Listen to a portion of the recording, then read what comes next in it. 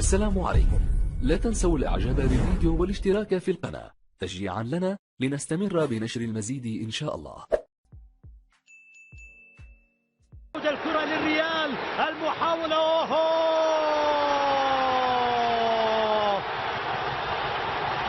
هذا لا تخطئ معه ابدا. فينيسيوس يتمكن من تسجيل هدف اول في صالح ريال مدريد، يستغل الخطأ من الدفاع في الاهلي. الريال تغيب عنه الاسماء.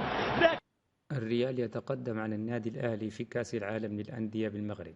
تقدم ريال مدريد على النادي الأهلي في الشوط الأول بنتيجة 1-0، الهدف بتسجيل اللاعب فينيسيوس. شكرا والسلام عليكم ورحمة الله. لا تنسوا الإعجاب بالفيديو والاشتراك في القناة ليصلكم كل جديد إن شاء الله.